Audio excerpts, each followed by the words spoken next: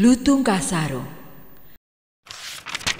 Dahulu kala, hiduplah seorang raja bernama Prabu Tapa Agung. Beliau memerintah kerajaan Pasir Batang dengan arif dan bijaksana. Sang Prabu memiliki 7 orang putri yang sangat cantik jelita.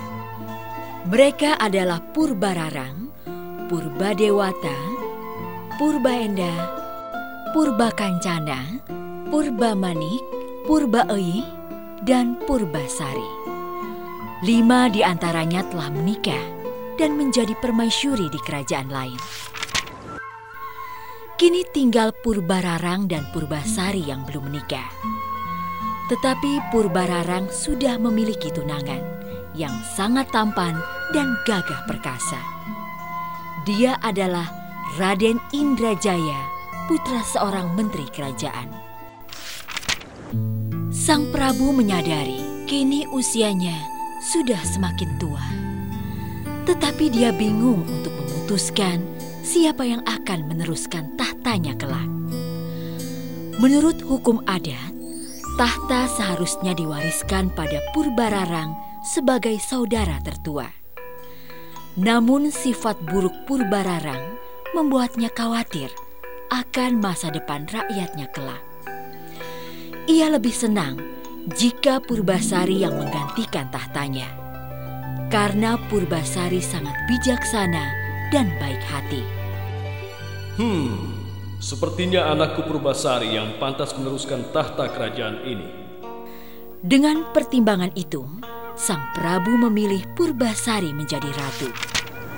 Purbararang tidak setuju dengan keputusan ayahnya, karena dia merasa bahwa dirinya lebih berhak atas tahta itu. Purbararang menceritakan hal tersebut pada Indrajaya, dan muncullah akal licik mereka untuk menyingkirkan Purbasari. Ini tidak bisa dibiarkan. Seharusnya aku yang berhak menjadi ratu. Tenang Purbararang, aku punya rencana untuk Purbasari. Mereka meminta bantuan dukun sakti untuk menyihir Purbasari. Dengan kesaktian sang dukun, tiba-tiba Purbasari terserang penyakit aneh. Seluruh tubuhnya dipenuhi bintik-bintik hitam. Aduh, ada apa dengan kulitku? Kenapa kulitku dipenuhi bintik-bintik hitam ini? Tak seorang tabib pun berhasil menyembuhkannya. Kesempatan ini tentu tidak disia-siakan oleh Purbararang. Ia segera menghasut ayahnya agar Purbasari diusir atau diasingkan. Ayah, Nanda rasa sebaiknya kita harus mengasingkan Purbasari ke suatu tempat. Dia terkena kutukan karena tidak mematuhi hukum adat. Benarkah apa yang kau katakan itu, Purbararang? Iya, Ayah. Percayalah kepada Nanda. Sang Prabu termakan hasutan putrinya. Ia memerintahkan patihnya untuk membuang Purbasari. Sejak saat itu, Purbasari tinggal seorang diri di sebuah pondok kecil di tengah hutan. Kini hewan-hewan di hutan menjadi sahabatnya. Hewan-hewan itu sangat baik dan sering membantunya mencari buah-buahan.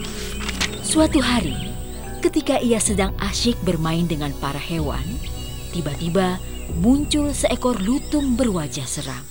Purbasari sangat terkejut dan takut. Ampun lutung, tolong jangan sakiti aku. Jangan takut, aku tidak akan menyakitimu. Aku Gurumida, putra Sunan Ampu dari Kayangan. Aku melakukan kesalahan hingga dibuang ke bumi dengan wujud seperti ini. Dan aku tersesat di hutan ini. Mendengar jawaban lutung, Purbasari menjadi tenang. Ia juga memperkenalkan diri dan menceritakan asal-usulnya. Akhirnya mereka berteman. Sejak saat itu, Purbasari memanggil si lutung dengan nama Lutung Kasarung. Artinya lutung yang kesasar. Kemanapun Purbasari pergi, Lutung Kasarung selalu menemaninya. Purbasari sangat senang mendapat sahabat yang baik seperti Lutung Kasarung. Pada suatu malam bulan purnama, Lutung Kasarung bersemedi memohon kepada Yang Maha Kuasa untuk menyembuhkan penyakit Purbasari. Permintaannya dikabulkan. Tanah di sekitarnya berubah menjadi telaga kecil. Air telaga itu mengandung obat kulit yang sangat manjur. Ketika pagi tiba, ia mengajak Purbasari untuk mandi di telaga itu. Keajaiban pun terjadi. Penyakit Purbasari sembuh. Bintik-bintik hitam di kulitnya telah hilang. Kini ia pun menjadi cantik kembali.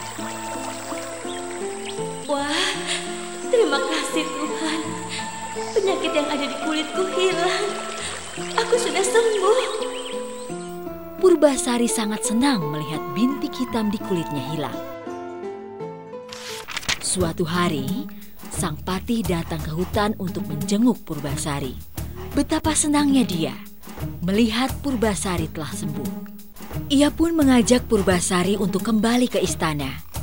Purbasari menolak. Putri Purbasari, ayo kita pulang ke kerajaan. Penyakit putri sudah sembuh. Tidak, Patih. Aku tinggal di sini saja. Aku lebih nyaman tinggal di hutan. Tetapi setelah didesak oleh sang patih dan dibujuk oleh si lutung, akhirnya Purbasari menerima ajakan tersebut. Baiklah, Patih. Kalau begitu, aku mau pulang ke kerajaan. Kedatangan Purbasari ke istana disambut gembira oleh seluruh keluarga kerajaan, kecuali Purbararang dan Indrajaya. Purbararang khawatir kedudukannya sebagai calon ratu akan terancam. Ia pun membujuk ayahnya untuk mengadakan sayembara. Ayah, Nanda keberatan jika Purbasari dinobatkan sebagai ratu. Agar semuanya adil, sebaiknya diadakan sayembara. Pemenangnya berhak menerima tahta kerajaan, sedangkan yang kalah akan dihukum pancung. Sang Prabu pun mengabulkan permintaan Purbararang. Tibalah hari di mana Purbasari dan Purbararang akan berlomba. Seluruh rakyat berkumpul di halaman istana untuk menyaksikannya. Perlombaan pertama adalah memasak. Siapa yang paling cepat dan rasa masakannya lezat akan dinyatakan sebagai pemenang. Lomba ini dimenangkan Purbasari berkat kesaktian Lutung Kasarung mendatangkan para bidadari untuk membantu Purbasari memasak tanpa diketahui siapapun. Perlombaan kedua adalah adu panjang rambut. Purbararang segera melepas sanggulnya. Rambutnya yang indah terurai hingga ke betis. Awas ya Purbasari. Untuk lomba kali ini, pasti aku yang menang. Purbasari merasa tidak percaya diri karena rambutnya hanya sebatas punggung. Dengan kesaktiannya, Lutung memanggil para bidadari untuk menyambung rambut Purbasari. Tanpa ragu, Purbasari melepaskan sanggulnya. Rambutnya yang halus pun terurai hingga ke tumitnya. Perlombaan ini pun dimenangkan Purbasari. Perlombaan ketiga adalah adu ketampanan calon suami. Dengan bangga, Purbararang menunjukkan Indrajaya calon suaminya. Wah, lihat.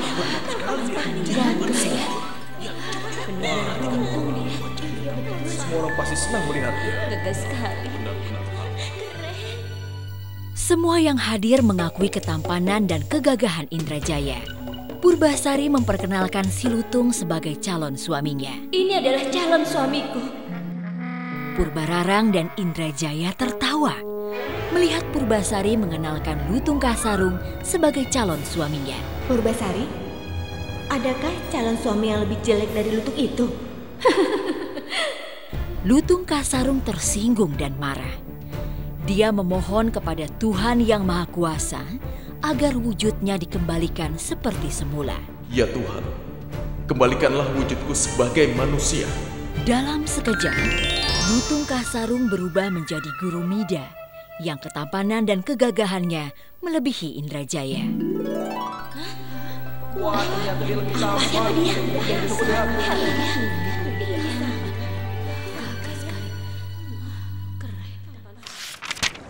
Akhirnya, perlombaan ini dimenangkan Purbasari. Sebagai pemenang sayembara, Purbasari berhak menduduki tahta kerajaan. Sementara Purbararang dan Indrajaya harus dihukum pancung sesuai dengan perjanjian. Tetapi Purbasari justru memaafkan kesalahan kakaknya. Ia tidak mau menghukum kakak kandungnya yang begitu dia sayangi.